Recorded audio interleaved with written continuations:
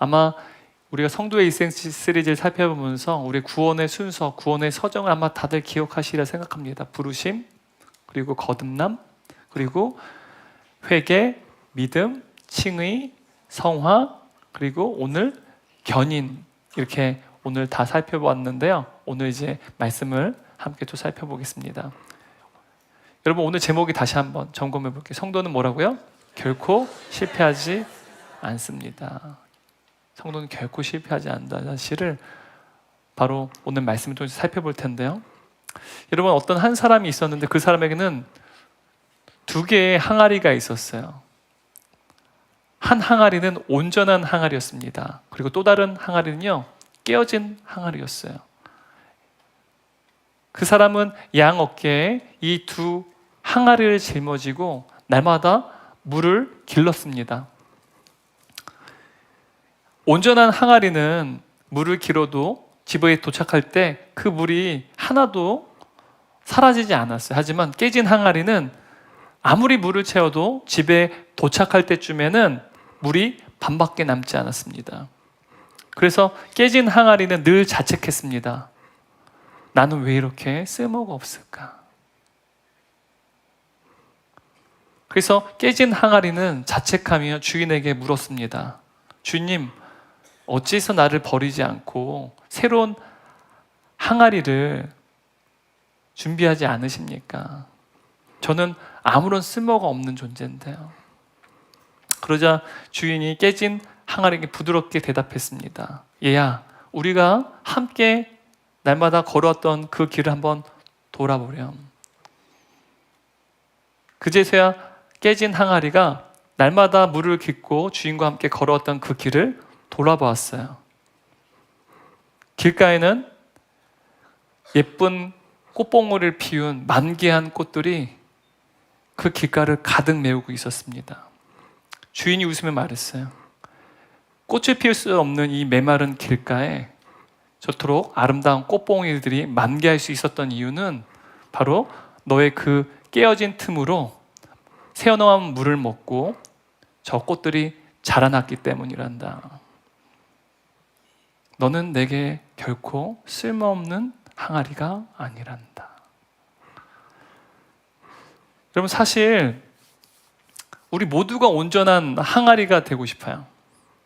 쓸모없는 존재가 아니라 쓸모 있는 존재가 되기를 원한다는 사실이죠. 근데 우리는 늘 자책합니다. 마치 깨어진 항아리 같은 나 자신의 모습을 볼 때 나는 쓸모가 없는 것이 아닌가. 또 우리가 예수 믿고 신앙생활 하지만 내가 정말 하나님의 자녀가 맞는가? 난 도대체 왜 이렇게 연약한가? 왜 나는 왜 이토록 늘 실패하는가? 나는 왜 이렇게 형편없는가? 라는 사실에 자책한다는 사실이죠. 그래서 우리는 하나님께 나를 온전히 해달라고, 내 삶이 좀 더 온전해지기를 원하는 마음으로 주님께 또 구하기도 한다는 사실입니다. 그런데 여러분, 성경은요, 우리가 마치 깨어진 항아리처럼 아무런 쓸모가 없게 된 것을 죄라고 이야기합니다. 죄를 범한 인간은요, 전적으로 타락했고 전적으로 무능하다는 사실이에요. 여기서 전적인 타락은 죄로 인하여서 완전히 타락하게 되었고, 또 죄로 인하여서 하나님 앞에 나아갈 수도 없고 구원을 이룰 수 없는 전적인 무능한 존재가 바로 죄인인 인간이라는 사실입니다. 여러분, 에덴 동산에는요, 선악을 알게 한 나무가 동산 중앙에 있었습니다. 그리고 이 선악을 알게 한 나무는요, 사실 인간 하나님께 창조하실 때 인간은 하나님의 대리 통치자였습니다. 하나님의 형상으로 인간을 창조하셨고 하나님의 대신하여서 온 우주 만물, 그러니까 에덴 동산을 다스리는 존재가 누구냐? 바로 아담과 하와였다는 사실입니다. 근데 그들에게 반드시 기억할 것이 있었어요. 무엇이냐?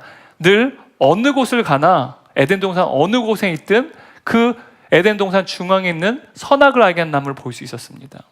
아마도 여러분 파리에 가시면 에펠탑을 파리 어느 곳에 가든지 이 에펠탑을 볼 수 있어요. 마찬가지로 에덴 동산에서 어느 속곳에 있든지 선악을 알게 한 나무가 우뚝 서 있는 거 봤습니다. 그때마다 늘 아담과 하와는 기억해야만 했어요. 저 선악을 알게 하는 나무 열매를 먹어서는 안 된다는 거예요. 바로 그것은 너희는 피조물이야, 나는 창조주야라는 것을 정확하게 나타내는 사인이었습니다. 근데 아담과 하와는요, 그 하나님의 명령에 불순종합니다. 왜요? 그들이 하나님과 같이 되기 원했다는 사실이에요. 그 결과 인간은 전적으로 타락하게 됐고 전적으로 무능하게 되었습니다. 그 결과 죄가 찾아왔고, 그래서 우리는 깨어진 항아리와 같은 쓸모없는 존재가 바로 하나님 앞에 그러한 존재로 전락하게 되었다는 사실입니다. 여러분, 그런데 우리가 아무리 깨어진 항아리처럼 보잘것없고 연약하고 늘 실패한 인생을 산다 할지라도 우리가 하나님께 붙들린 바 된다면 깨어진 항아리 같은 우리의 인생이 온전한 항아리 같은 인생으로 바뀌어진다는 사실입니다. 바로 그 일을 우리 하나님께서 우리에게 친히 행하신다는 사실이죠. 바로 그것이 바로 우리가 지금까지 살펴본 성도의 일생 시리즈를 통해서 살펴본 일이에요. 깨어진 항아리는 우리를요 온전한 항아리로 바뀌시는 놀라운 하나님의 역사, 그것이 바로 우리의 삶 가운데 이루어지고 있고 이루어질 것이라는 사실이죠. 그래서 오늘 말씀을 통해서 예수님께서는요 저와 여러분에게 단호하게 말씀하십니다. 37절 말씀 함께 읽겠습니다. 아버지께서 내게 주신 자는 다 내게로 올 것이요 내게 오는 자는 내가 결코 내쫓지 아니하리라. 여러분, 내게 오는 자는 내가 결코 내쫓지 아니하리라, 이 말씀을 헬라어로 번역해보면 이런 뜻입니다. 이중부정인데 굉장히 강조하고 있습니다. 내게 오는 자는 내가 결단코 내쫓지 아니하리라. 예수님께서는 지금 내게 오는 자들, 하나님께서 내게 허락하신 자들, 하나님께서 부르신 자들은 내가 단 한 사람도 죄되면 반드시 내쫓지 않을 거야. 분명히 우리에게 거듭거듭 자신의 단호한 결의를 담아 지금 선언하고 계시다는 사실입니다. 예수님께서는 내게 오는 자를 아무도 거절하지 않을 것이라 약속하실 뿐만 아니라 내게 오는 자는 그 어느 누구도 잃어버리지 않겠다고 결의를 다지고 계시다는 사실이에요. 우리에게 그 결의를 선언하고 계시다는 사실입니다. 약속하고 계시다는 사실이죠. 그렇다면 여러분, 하나님께서는 우리를 하나님의 자녀로 부르셨는데요. 여러분, 우리를 언제 하나님께서 우리를 하나님의 자녀로 부르셨나요? 여러분, 교회 나오기 시작한 적이 언제세요? 우리는 하나님께서 부르신 그때를 우리가 교회에 나오기 시작한 날, 신앙생활을 드디어 시작한 날로 생각합니다. 하지만 성경은 이렇게 말해요. 우리를 하나님께서 하나님의 자녀로 부르신 그때를요, 에베소서 1장 4절 말씀 읽겠습니다. 하나님은 세상 창조 전에 그리스도 안에서 우리를 택하시고 사랑해 주셔서 하나님 앞에서 거룩하고 흠이 없는 사람이 되게 하셨습니다. 하나님 앞에 거룩하고 흠이 없는 사람, 우리를 그러니까 온전한 항아리로 바꾸어 주셨다는 거예요. 언제요? 창세전에요. 온 우주 만물을 창조하기 전에 하나님께서는요 우리를 그리스도 안에서 사랑하셔서 선택하셨다라고 말해요. 여러분, 너무 놀랍지 않습니까? 여러분, 하나님은요 시간을 초월해 계시는 분이세요. 과거에도 현재에도 미래에도 그분에게는요 그 시간의 한계를 초월하신 분이라는 사실이에요. 과거 있었지만 그 시간을 초월해서요 현재를 누리시고 또 미래를 누리신다는 사실이에요. 그러니까 창세전에 하나님께서는요 우리가 어머니의 태 가운데 태어나기도 전부터, 또 우리가 우리 자신, 나에 대해서 알기도 전부터 하나님께서는 나를 창세전부터, 온 우주 만물을 창조하기 전부터 아셨대요. 나를 아셨고 나를 예정하셔서 나를 또 사랑하셔서 나를 하나님의 자녀로 선택하셨다라고 성경은 놀랍게 고백하고 있다는 것입니다. 창세전부터 이미 나를 아셨고 이미 나를 사랑하셨고 그래서 나를 하나님의 자녀로 삼아주셨다. 여러분, 너무나 놀라운 은혜 아닙니까? 여러분, 우리의 출생을 만일 사고로 인해서 태어났다라고 한다면 그것은요 너무도 비극적인 인생이에요. 만약 여러분 자신의 출생이 그냥 우연히 부모의 어떠한 사고 때문에, 우연한 사고로 인하여서 여러분 출생했다고 생각해 보세요.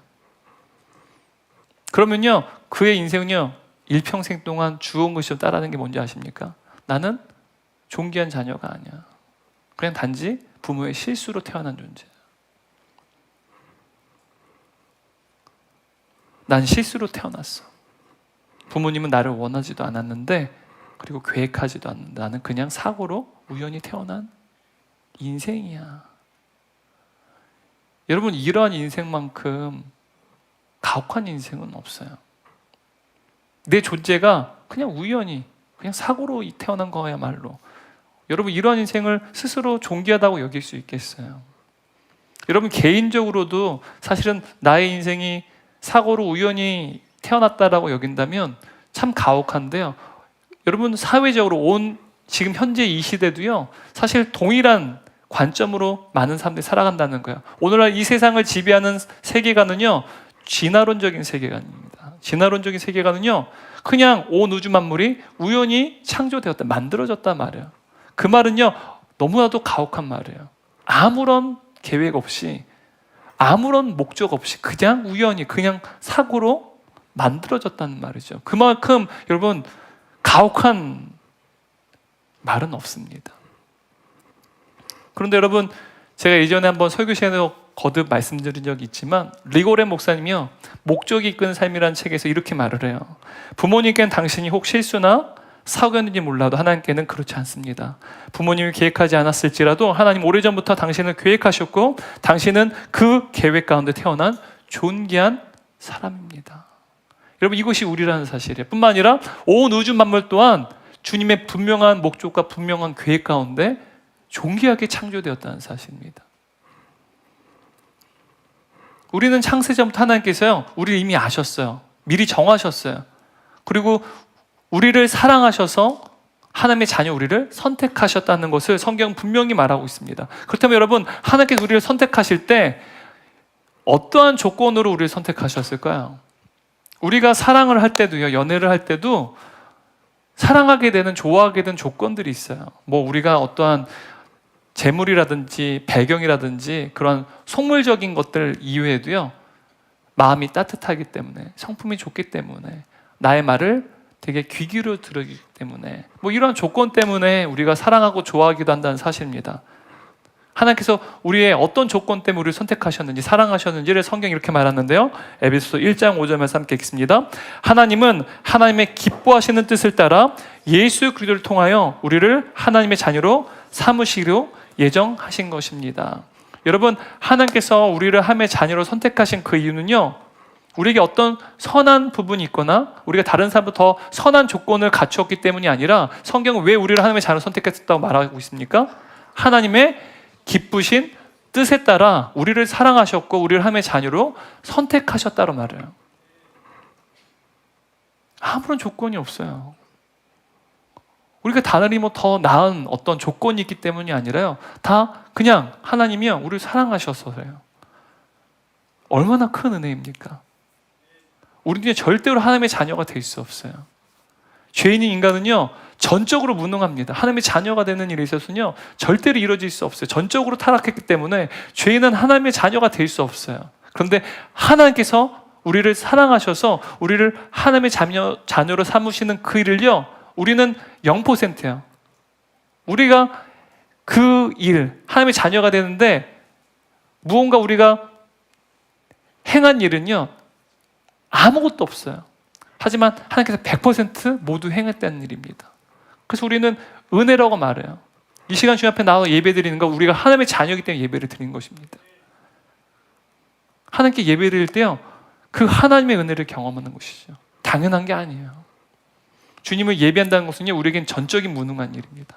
하지만 하나님을 예배한다는 이 사실은요, 하나님께서 100% 하나님 편에서 우리를 주님의 기쁘신 뜻에 따라 우리를 사랑하시고 하나님의 자녀로 삼아주셨기에 우리가 하나님을 예배할 수 있다는 사실입니다. 여러분, 이것이 얼마나 커다란 은혜인지 모릅니다. 미국의 기독교 작가인 마릴린 로빈슨이라고 하는 작가가 있습니다. 이분이 쓴 책 중에 길리아드라는 책이 있는데요, 이 책을 보게 되면 하나님께서 선택하신 사람들의 특징에 대해서 굉장히 재미있게 묘사합니다. 하나님께서 선택하신 사람들의 특징이 무엇이냐? 여러분, 하나님께서 선택한 사람들의 특징이 뭐라고 생각하세요? 멋있고 뭔가 특별하고 책임감 있고 뭐 그런 느낌이신가요? 근데 이 마릴린 로빈슨은요, 이렇게 말합니다. 하나님이 택하신 사람들은 대부분 얼룩덜룩한 잡종 같은 존재들이며 겉보기에 연약하고 보잘것없어 보인다.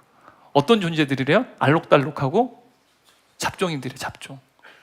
여러분, 잡종 들어보셨어요? 잡종? 우리가 반려견을 많이 키우는데 요즘에는 굉장히 함부로 말을 못해요. 막 2천만 명 뭐 반려견 시대다 막 그래서 함부로 말을 못해요. 옛날에는 개를 저도 많이 키워봤기 때문에 여러분 순종이 있고 잡종이 있어요. 어느 게 더 좋은 거예요? 어떤 분 잡종 그런 분도 계실 거예요. 왜냐하면 내가 키우는 개가 믹스견이기 때문에 나한테 너무 유일무이한 특별한 개, 사랑하기 때문에 유일무이하죠. 하지만 객관적으로 봤을 때는 순종과 잡종이 있으면 어떤 게 더 우월한 존재입니까? 순종이. 잡종은 열등한 존재예요. 보잘것없는 존재라는 거예요. 알록달록한 거 말이죠. 순종은 하얗고 까만데 잡종은요 알록달록해요. 달마시안처럼 말이죠. 근데 그러한 존재가 바로 누구래요? 저와 여러분이라는 사실이에요. 세상과 비교해보면 순종이 아니라 잡종이니까 훨씬 더 열등해요. 어찌 보면 여러분, 저와 여러분이 세상 속에서 직장생활, 사회 살 때요, 나는 좀 뭔가 보잘것없어, 나는 좀 열등한 것 같아, 나의 쓸모가 별로 그렇게 탐탁치는 않은 것 같아 라고 여긴다면 바로 하나님의 자녀일 가능성이 굉장히 높다는 사실. 왜요? 이런 사람들을 하나님께서 하나님의 자녀로 선택하셨다. 여러분 구약 성경 보잖아요. 대부분의 하나님께서 선택하신 사람 다 이런 알록달록한 잠종 같은 사람들이에요. 출생지도, 집안 배경도, 심지어 여러분 이스라엘 백성들조차도요 참 알록달록한 잡종 같은 존재들입니다. 모든 민족들 중에 유대 민족은 가장 작고 보잘것없는 민족이에요. 더 커다란 민족도 있어요. 지금도 여러분 이스라엘이 자신의 나라를 1000년 넘게 떠돌아다니다가 자신의 땅들을 다시 차지했지만 여러분 이스라엘 땅 굉장히 작습니다. 우리나라 남한보다도 훨씬 더 작은 땅이에요. 그 작은 민족이에요. 얼마나 불순종하는 데 있어서는 빠른지, 좀 환경만 바뀌면요 하나님을 섬기지 않고 우상을 숭배하는 일에 얼마나 재빠른 민족인지 모릅니다.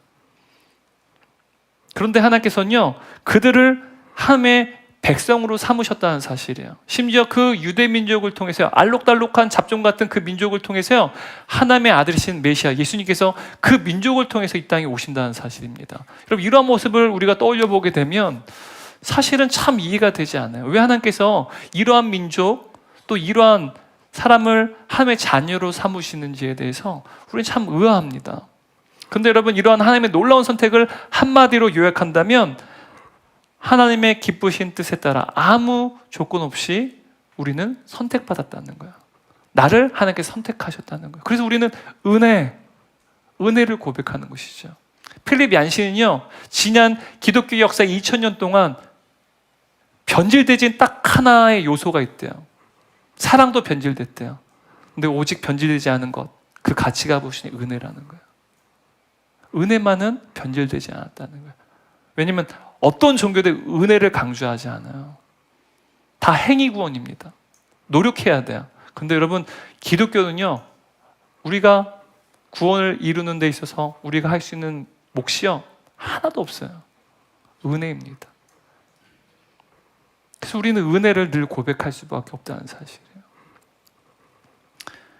여러분 에덴 동산에서요 아담의 후손들은요 다 죄인이었습니다. 죄인으로 태어납니다. 죄를 범했기 때문에 아담의 후손인 저와 여러분요 다 죄를 안고 태어납니다. 우리가 성경에서 누군가에게 전도를 할 때 당신은 죄인입니다라고 말하면 예수를 믿지 않는 분들은 내가 왜 죄인이냐, 내가 어떤 위법한 혹은 윤리적 도덕적인 죄를 범한 적이 없는데 왜 내가 죄인이냐 발끈해요. 근데 여기서 말하는, 성경이 말하는 죄라는 것은요 물론 우리가 죄를 범하기 때문에도 죄지만 죄를 범하지 않아도 죄를 범하는 이유가 뭐냐면 우리가 마음과 생각으로 행동으로 항상 죄를 범하는 그 이유가 우리 안에 이미 죄가 유전된다는 사실이에요. 아담으로부터요 그 죄가 계속 우리에게 유전이 돼요. 그래서 우리는요 이미 태어날 때부터 죄를 안고 태어나기 때문에 우리는 죄인이라는 사실. 성경은 그래서 우리를 죄인이라고 말합니다. 근데 여러분 죄는요 거룩하신 하나님, 죄를 미워하시는, 죄와 함께 하실 수 없는 그 하나님께는요 다가갈 수도 없어요. 그래서 죄인은 절대로 하나님의 자녀가 될 수 없습니다. 인간의 표현에서 하나님의 자녀가 될 수 없기 때문에, 전적으로 무능하기 때문에 하나님께서 우리로 하여금 하나님의 자녀가 되게끔 모든 일을 행하셨다는 사실이에요. 하나님의 자녀가 되도록 하시기 위해서요 우리에게 거듭나게 하십니다. 우리가 거듭남, 중생 살펴봤어요. 바로 성령님 통해서 우리가 다시 태어나는 것. 그래서 우리가 겉모습은 똑같아 보이지만 속 사람이 완전히 새로운 존재로 바뀌어진 것. 이제는 죄인이 아니라 하나님의 자녀로 그 존재가 바뀌어지는 것을 우리가 거듭남, 중생이라고 이미 다 살펴봤습니다. 그래서 우리는 새 사람이 되어서요, 성령님이 우리 안에 거하세요. 그래서 성령님이 거하신 자들은 다 새 사람이 되었어요. 새 사람이 된 자들은요, 이제는 내 안에 성령님을 통하여서 하나님을 아바, 아버지라 부르게 되었습니다. 그 결과 우리는요, 하나님의 자녀가 되는 권세를 누리게 되었다는 사실이에요. 그래서 예수를 믿는 사람들은 단 한 사람도 제외됨 없이 성령께서 그 마음을 새롭게 하셔서요, 그래서 주의 뜻과 관계없이 하나님의 기뻐하시는 뜻, 바로 나의 뜻, 죄송합니다. 나의 뜻과는 관계없이 바로 하나님께서 기뻐하신 뜻에 의하여서 바로 우리는 하나님의 자녀가 되었다는 사실입니다. 그래서 우리는 은혜라고 고백하죠. 나의 뜻과는 아무런 관련이 없어요. 내 몫은 하나도 없어요. 다 하나님께서 기뻐하시고 우리를 사랑하셔서 우리가 하나님의 자녀가 되는 이 모든 구원의 역사를, 또 성도의 일생을 다 주님께서 주관하시고 인도하셨다라는 사실입니다.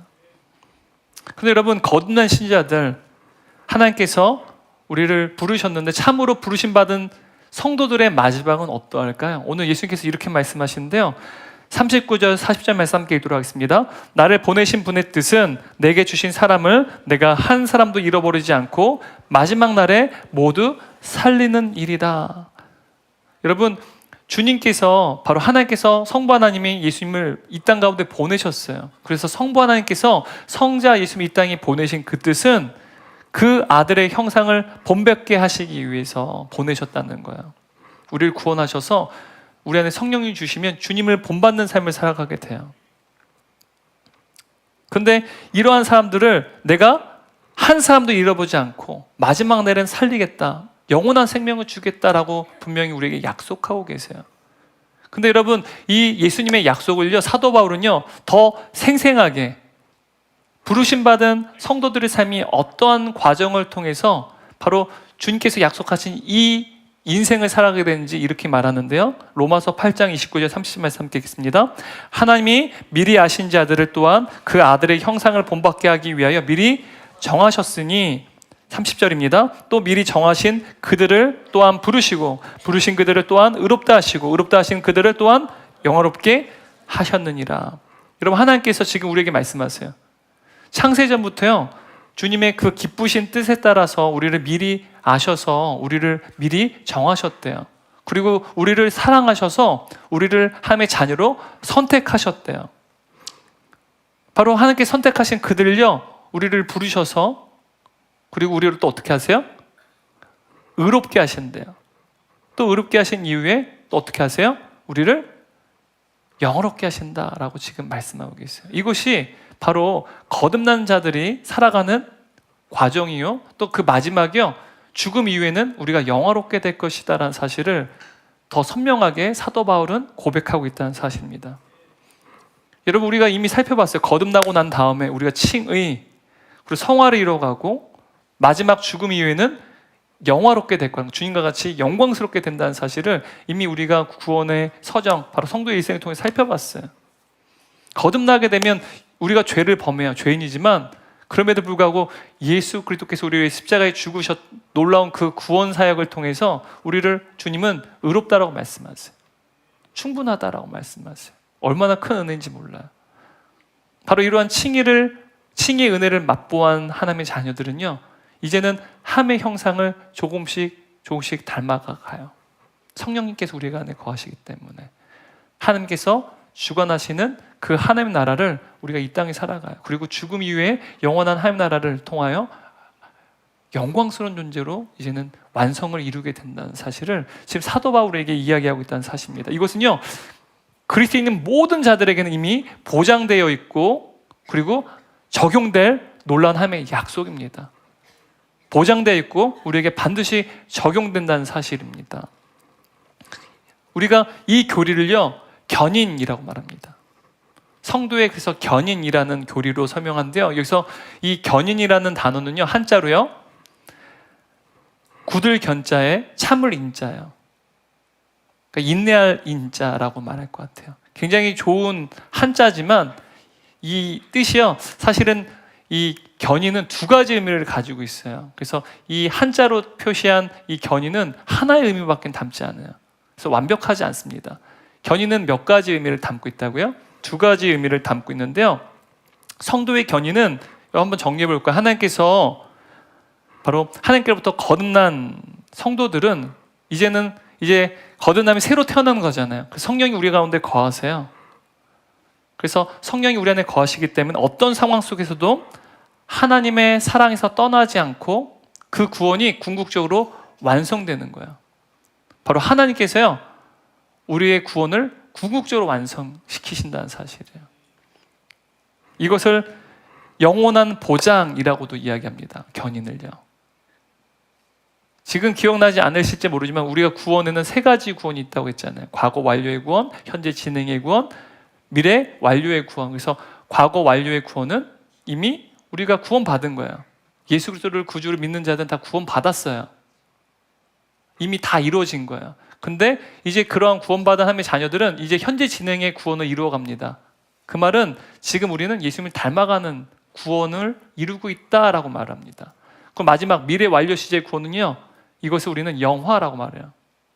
그래서 구원, 그리고 또 하나는 칭의, 또 마지막은 영화. 영화는 우리가 죽음 위에 하나님께서 완성시키시는, 완벽하게 영광스럽게 하시는 그 구원을 말하는 거예요. 그래서 여러분, 구원받은 자들은요, 이제 성령이 우리 안에 거하셔서 우리로 하여금 그 하나님의 사랑에서 떠나지 않고, 그래서 하나님께서 우리를 그 구원을 완성시킨다, 유지시킨다는 거죠. 영원한 보장이 얼마나 안전한지 모릅니다. 또 이 견인이라는 교리는요, 이런 뜻이에요. 동시에 성도의 견인은요, 하나님께로부터 거듭난 자들은 그들을 거듭내야 계신 성령께서 우리 안에 거하세요. 바로 그 성령께서요, 어떻게 하시느냐, 그리스도와 단단히 우리를 묶으세요. 성령이 거하시면. 이것을 그리스도와 연합이라고 말하는데, 저는 그리스도와 단단히 묶여진다라고 저는 설명을 좀 했어요. 성령이 우리 안에 거하시기 때문에요, 우리가 늘 나의 안에 거하라, 요한복음 15장 예수님께서 말씀하시는데요, 주님 안에 거하여 단단히 묶여지게 된다는 사실이에요. 이러한 거듭난 자들은 끝까지 견디고 이겨낸다는 사실이에요. 인생에 수많은 시험과 어려움이 있더라도요, 끝까지 그리스도와 묶여져서 인내하고 승리하게 된다는 사실이죠. 그래서 이것을 성도들의 인내라고 말해요. 한자어로는 이 성도들의 인내만 담고 있지만 영원한 보장, 하나님께서 완성하신다라는 의미도 있다는 사실이에요. 근데 여러분, 성도들이 견디고 이기는 것은 우리의 인내와 의지가 아니라요, 우리 안에 계신 성령님 때문에, 성령님이 우리에게 능력을 주시기 때문에 우리가 인내하고 깊이 있고 승리할 수 있다는 사실입니다. 그래서 예수님께서는요, 우리에게 이렇게 말씀하세요. 38절 40절 말씀 읽겠습니다. 내가 하늘에 내려온 것은 내 뜻을 행하려 함이 아니요 나를 보내신 이의 뜻을 행하려 함이니라. 나를 보내신 이의 뜻은 내게 주신 자 중에 내가 하나도 잃어버리지 아니하고 마지막 날에 다시 살리는 이것이니라. 내 아버지의 뜻은 아들을 보고 믿는 자마다 영생을 얻는 이것이니 마지막 날에 내가 이를 다시 살리리라. 그래서 지금 예수님께서는요, 우리에게 하나님의 기뻐하신 뜻에 따라 택함을 받고 진정으로 거듭난 사람들, 진짜 하나님의 자녀들은 단 한 사람도 잃어버리지 않고 끝까지 지킬 것이다 라고 지금 보장하고 약속하고 계시다는 사실이에요. 예수님의 굳은 의지가, 결의가 담겨진 고백이라는 사실입니다. 그리고 예수님께서는요, 이 일을 완성하시기 위해 이 땅에 오셨다라고까지 말씀하세요. 반드시 우리를 그 하나님의 그 영화의 단계까지 그 구원을 완성시키시기에 예수님께서 이 땅에 오셨다는 거예요. 반드시 이루시겠대요. 우리는 깨진 항아리처럼 보잘것없어 보이지만, 쓸모없어 보이지만 하나님께서 이 일을 완성시키시기에 예수님 보내셨고, 예수님께서 반드시 이 일을 우리에게 이루겠다라고 선언하신다는 사실이에요. 여러분, 이것이 우리에게 가장 큰 위로가 됐으면 좋겠어요. 우리의 신앙이요, 보잘것없어 보일 수 있어요. 연약할 수 있어요. 하지만 우리가 그 온전한 항아리로 바뀌어지는 것이 아니라요, 바로 예수님께서 우리로 하여금 온전한 항아리로 바꾸어 가신다는 사실이에요. 누구 안에만 있으면요, 하나님께 붙들린 바만 되어 있으면, 우리의 깨진 항아리와 같은 우리의 틈 속에서도요, 심지어 하나님께서는요, 많은 꽃들을 피우신 것처럼, 상처가 별이 되는 것처럼 우리의 삶을 온전하게 이용하신다. 온전하게 만드신다라는 사실. 여러분 이것을 믿는 저와 여러분 되시길 주님의 이름으로 축원합니다. 근데 여러분 교회 역사를 살펴보게 되면요, 우리는 은혜에서 떨어진 자들, 믿음에서 파선한 자들을 우리는 종종 쉽게 목격하게 된다는 사실이에요.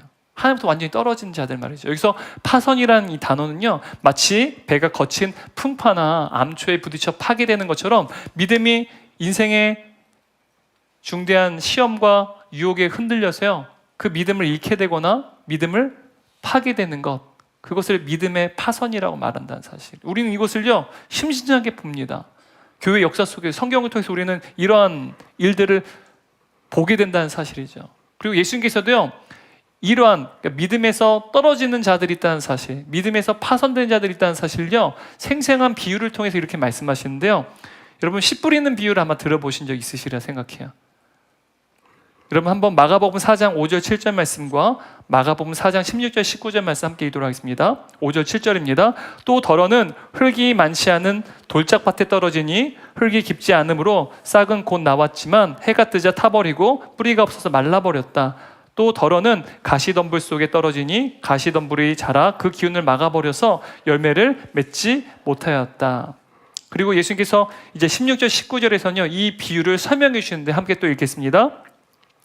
돌짝밭에 뿌려지는 것들이란 이런 사람들이다. 그들은 말씀을 들으면 곧 기쁘게 받아들이긴 하지만 그들 속에 뿌리가 없어서 오래가지 못하고 그 말씀 때문에 환난이나 박해가 일어나면 곧 걸려 넘어진다. 가시덤불 속에 뿌려진 것들이란 달리 이런 사람들을 가리키는데 그들은 말씀을 듣기는 하지만 세상의 염려와 재물의 유혹과 그 밖에 다른 일의 욕심이 들어와 말씀을 막아서 열매를 맺지 못한다. 여러분 이 비유가 여러분 이해가 되시나요? 여러분 여기서 말하는 이 씨앗이라는 것은요, 그러니까 지금 씨를 뿌리는 거 농부가요. 농부는 하나님이죠. 여기서 이 씨앗은 그리스도의 복음을 의미합니다. 그리고 하나님 말씀도 의미해요. 지금 이 그리스도의 복음 혹은 하나님 말씀을요, 지금도 여러분 지금 예배를 드린 이 순간에도 하나님 말씀이 여러분에게 뿌려지는 거예요. 그렇다면 저와 여러분 어떤 것을 의미하는 걸까요? 예수님 비유 속에서 밭이라는 사실이에요. 근데 밭이요, 사실은 네 가지 밭이 존재합니다. 하나는 우리가 오늘 다루지 않은 길가도 있어요. 오늘 나오지 않지만 옥토밭, 좋은 밭도 있어요. 길가는요 아예 주님과 관계가 없는 사람들이에요. 뿌리도 아예 내리지 않아요. 신앙생활 안 합니다. 아예 관계가 없어요. 근데 옥토밭은요 사실은 좋은 개념인데 은혜에서 떨어진 자들이 아니라 은혜 안에 끝까지 인내하며 승리하는 자들이에요. 근데 오늘 말씀은요 은혜에 떨어진 자들, 믿음에서 파선한 자들이잖아요. 바로 이 믿음에서 떨어져 나가는 자들, 하나님의 자녀가 아니라 하나님으로부터 자녀인 것 같았는데 완전히 떨어져 나가는 사람들을 바로 지금 이 두 가지 비유를 통해서 나타난다는 거예요. 하나는 어떤 밭이에요? 돌짝밭이요. 또 하나는요 가시덤불밭. 이러한 사람들이 다 은혜에서 떨어져 나간 자들이라는 거예요. 여러분 이 돌짝밭과 같은 성도는요 하나님의 말씀을 들어요. 그리고 기쁘게 반응하고 곧잘 신앙생활도 합니다. 근데 땅 속이 돌로 있다 보니까 뿌리가 깊이 내릴 수가 없는 거예요. 다시 말하면 이 뿌리를 깊이 내린다는 말은 그리스도 안에 견고하게 거하지 않는다는 뜻이에요. 인생의 어떠한 고난과 인생의 문제를 마주하게 될 때요 뿌리가 깊지 않으니까 어떻게 돼요? 떠나게 된다는 사실이에요. 여러분 어떤 분들 중에 드라마틱한 회심을 경험한 분들이 있어요. 예수님을 정말 만나고 또 복음을 들은 분들 계세요. 그래서 뜨겁게 신앙생활을 합니다. 열정을 가지고 신앙생활을 막 섬김의 현장에도 얼마나 열심히 오신 지 얼마 되지 않았는데도 불구하고 열심히 신앙생활하는 분 계셔요. 근데 요즘엔 이런 분도 있으면 저 사람 신천지 아니야라고 오해를 받기도 하는데 그렇게 오해를 받을 만큼 뜨겁게 신앙생활하는 분 계세요. 근데 갑자기 인생에 문제들이 발생해요. 도대체 하나님이 살아계시면 이럴 수 있는가? 깊이 주님 안에 거하지 않는 거예요. 그 결과 어떻게 된 거예요? 차갑게 그 신앙이요 그냥 한순간에 식어져 버리는 거예요. 그리고 하나님과 관계 없는 삶, 하나님을 떠나는 삶을 살아가게 됩니다. 여러분 이러한 분들을요 우리는요 세상에서 굉장히 많이 만나요. 직장에 가면요 사무실마다 이런 분들 꼭 계세요. 제가 늘 경험합니다. 이런 분들 특징이 뭔지 아세요? 술을 막 권해요. 김대리 교회 다녀? 네, 저 크리스찬입니다. 아, 괜찮아. 나도 옛날에 열심히 다녔어. 나 선교단체도 소속됐었어. 술 마시지 말라고 안 해. 술 취하지 말라고 그러지. 입에만 대, 입에만 대. 술 마신다고 구원 못 받는 게 아니야. 너만 예수 믿어? 왜 이렇게 유별나게 신앙생활해? 남들한테 피해주면서. 여러분, 믿음의 거친 돌이 되는 사람들이 이 돌짝밭과 같은 성도들이에요. 다른 성도들의 신앙생활도 막아버리는 돌짝밭, 믿음의 거친 돌이 된다는 사실입니다. 여러분, 이런 분들이 세상에 굉장히 많이 봐요. 은혜에서 완전히 떨어진 사람들. 여러분, 가시덤불밭 같은 성도는 어떤 사람들일까요? 이분들도요, 하나님 말씀, 복음을 듣고 기쁨으로 받아들입니다. 그리고 기쁨으로 신앙생활해요. 곧잘 신앙생활 합니다. 싹이 트는 것은 물론 잎사귀도 자라나요. 막 성장하는 모습들이 보여난다는 사실이에요. 하지만 성령의 열매는 거두지 못해요. 여기서 말하는 여러분 가시덤불이 어떤 것입니까? 세상의 염려, 재물의 유혹, 또 세상의 욕심이 가시덤불이냐 이런 것들이 계속 성장을 막고 가로막는다는 사실이에요. 그래서 열매를 거두지 못해요. 성령 열매를 거두지 못해요. 그러니까 이런 분들은 신앙생활 해요. 막 교회를 떠나진 않아요. 막 근데 열심히 신앙생활 안 해요. 어느 때는 말씀대로 살고 어떤 때는 세상의 가치관대로 삽니다. 굉장히 영적인 기회주의자들이에요. 굉장히 실용주의적 합리적인 사람들인데요. 또 교회에서는 신자 같은데 세상에는요 완전히 세상 사람이에요. 이 사람이 그리스도인인지 그냥 세상 사람인지 그냥 삶을 보면요 구분이 안 돼요. 이분이 나 교회 다녀, 나 그리스도인이야 라고 말하기 전까지 절대로 티가 안 납니다. 그래서 세상과 하나님을요 양다리를 결쳐요. 교회 오면 하나님을 기쁘시게 하기를 원하는 마음도 생기는데 또 한편으로는 세상의 만족도 구해요. 그래서 이러한 분들은요 세상에 절대로 핍박을 받지 않아요. 왜요? 세상에서 나아가면 완벽하게 동화를 되기 때문입니다. 이것이 바로 가시덤불밭과 같은 성도라는 사실이에요. 근데 이 둘은요 다 믿음에서 완전히 잘려나갔다라고 지금 예수님 말씀하세요. 근데 여러분 과연 이러한 사람들을 성도라고 말할 수 있을까요? 성경은 이러한 사람들을 성도라고 말하지 않는다는 사실이에요. 여러분 앞에서 우리가 성도의 견인을 살펴봤어요. 하나님께서 완성하신다. 보장, 영원한 보장도 있지만 성도의 견인도 어떤 뜻도 있다고 했어요? 성도들의 인내의 부분도 있다는 사실입니다. 즉 하나님의 부르심을 입은 자들은 그들은 거듭나게 하시는 성령께서 그들 안에 거하고 계세요. 그 성령께서 그들로 하여금 끝까지 수많은 인생의 유혹과 시험이 있을지라도 견디어 이기게 하신다는 사실이에요. 그래서 구약 성경 보면 믿음을요 인내하다, 견디다라는 단어로 많이 사용돼요. 그래서 믿음이라는 단어, 오직 의인은 믿음으로 말미암아 살리라 할 때 이 믿음이라는 단어 에무나가 견디다, 버티다라는 뜻이에요. 성령님이 거하시면요 아무리 힘겨운 인생의 고난이 있어도요 인내한다는 사실, 견뎌낸다는 사실이에요. 그리고 깊이 있고 승리하게 된다는 사실입니다. 이게 성도라는 거예요. 여러분 그런데 문제는 우리는 하나님부터 떨어져 나간 성도들 아니에요. 하나님께서 부르신 성도들이라는 사실이에요. 그럼에도 불구하고 우리는 연약해요. 왜요? 우리는 깨어진 항아리니까요. 우리 연약해요. 그래서 넘어지기도 합니다. 세상의 유혹에 빠지기도 하고요. 시험에 들기도 합니다. 인생 고난 가운데 좀 하나님 나한테 어떻게 이러실 수 있습니까? 하나님께 원망하기도 한다는 사실이에요. 우리 넘어질 수 있어요. 하지만 우리는 절대로 하나님 앞에서 완전히 떨어져 나가지 않는다는 사실이에요. 시편 37편 24절 말씀 읽겠습니다. 그는 넘어지나 아주 엎드러지지 아니함은, 여기서 아주 엎드러지지 아니함이라는 이 단어가 히브리어로요 내 던져지다, 내 쫓다란 말이에요. 완전히 떨어지다라는 의미예요. 그러니까 그냥 그는 넘어지긴 해요. 하지만 완전히 떨어져 나가진 않는 거예요. 왜요? 여호와께서 그의 손으로 붙드심이로다. 누가 붙드셔서요? 여호와께서 붙드시기 때문이라는 사실이에요. 여러분, 어린 아이들, 아장아장 걷는 아이들 있잖아요. 막 걷기 시작한 지 얼마 안 된 아이들. 이 손잡고 다니면요, 부모가 이렇게 손잡으면 아이가 아직은 걷는 게 익숙하지 않으니까 넘어지기도 해요. 손 잡아줘 넘어져요. 근데 잡으면 어때요? 크게 다치지 않아요, 절대로. 넘어지긴 해요. 그런데 엄마 아빠가 굳건히 붙잡고 있으면 이 아이들이 어디 시장을 가든 백화점을 가든 어디 놀이공원을 가든 수많은 인파 가운데 있을지라도 이 아이는요, 떨어져 나가지 않아요.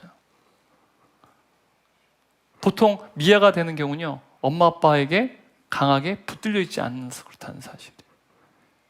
여러분, 주님의 자녀들도 연약하게 넘어져요. 하지만 완전히 떨어져 나가지 않는다는 사실이에요. 성경에 나타난 수많은 하나님 사람들이 사실 이러한 모습들을 보이는데, 대표적인 인물을 꼽으라면 저는 베드로를 꼽을 수 있을 것 같아요. 예수님께서요, 구원 사역을 이루실 때 제자들에게 여러 번 반복해서 자신의 십자가의 죽음에 대해서 말씀하셨어요. 나는 십자가에 죽을 것이다. 하지만 3일 만에 부활할 것이다 라는 사실을 제자들에게 이미 다 말씀하셨어요. 근데 제자들은 그걸 믿지 않았습니다.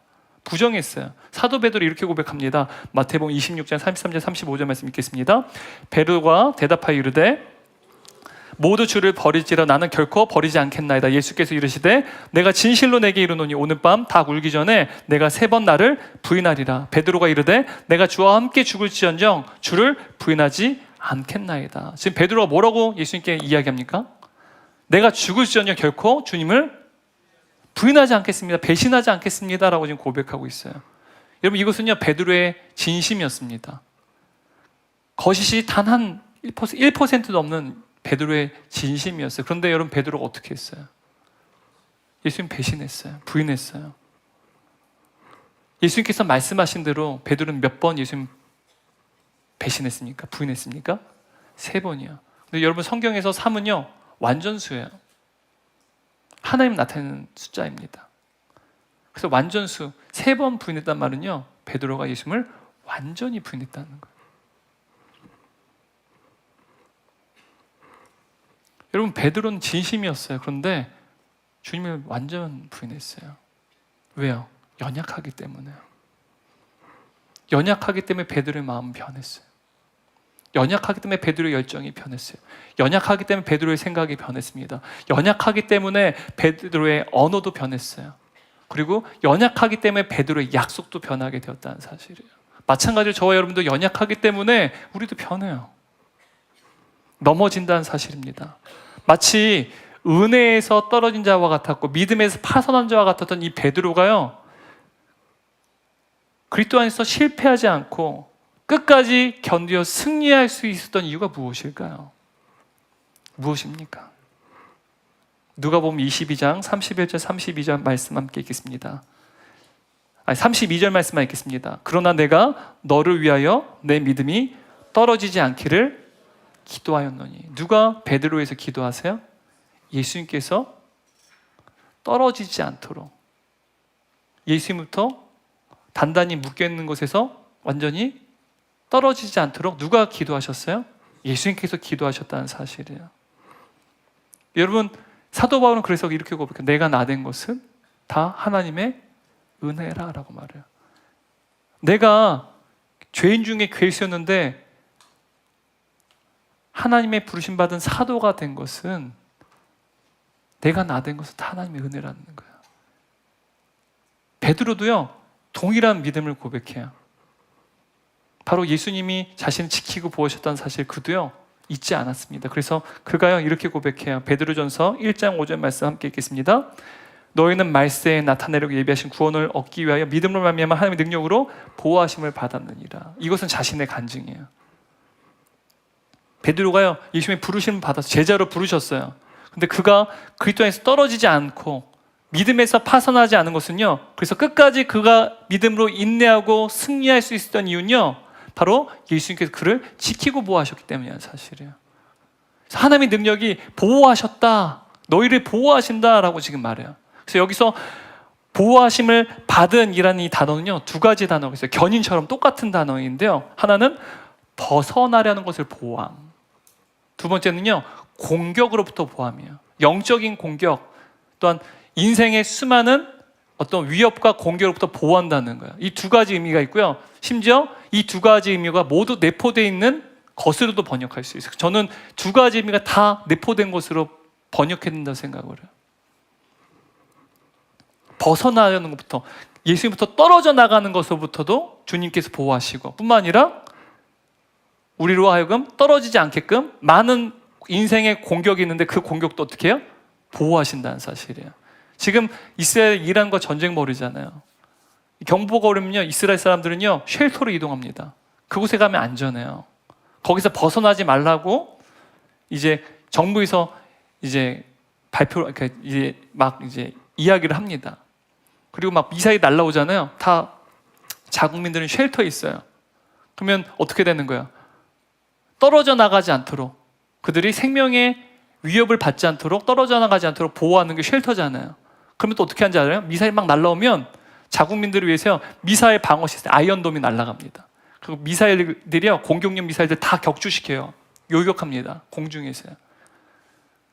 적의 위협, 공격을요 다 보호한다는 사실이, 저는 이게 좀 많이 떠오르더라고요. 여기서 보호하심을 받다라는 말이 이 두 가지 의미예요.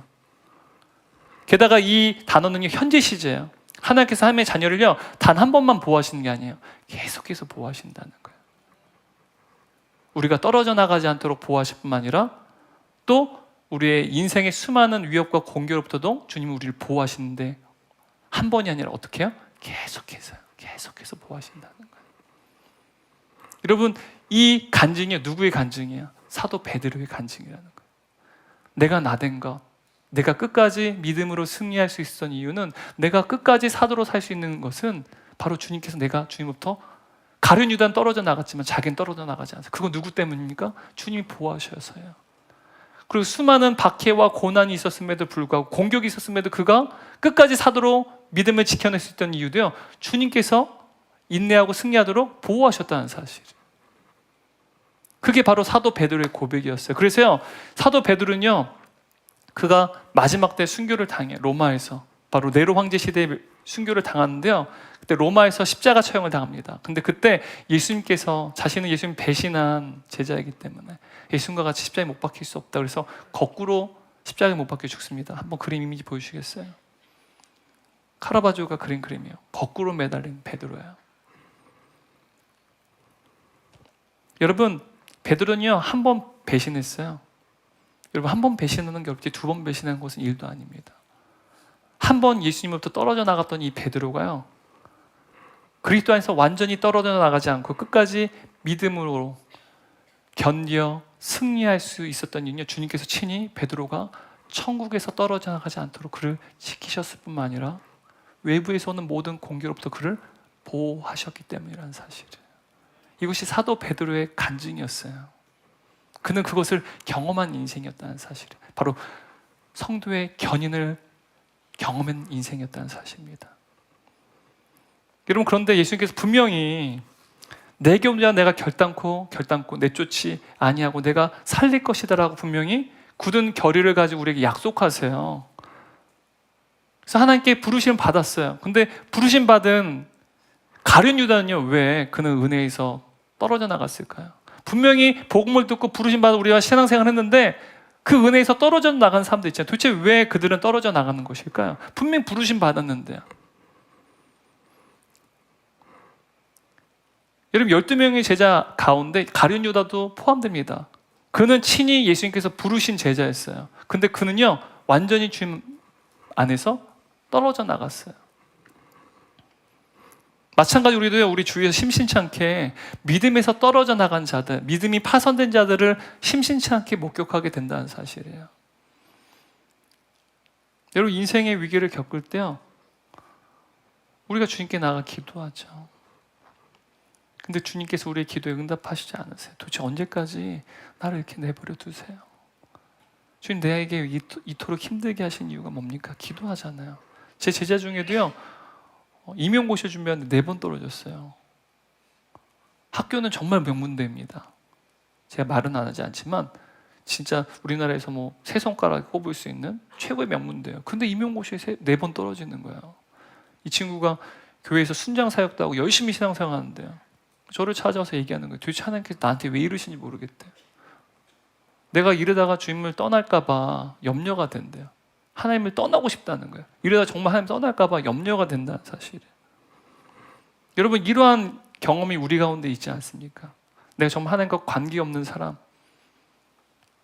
믿음에서 파손된 자가 되는 것 아닐까.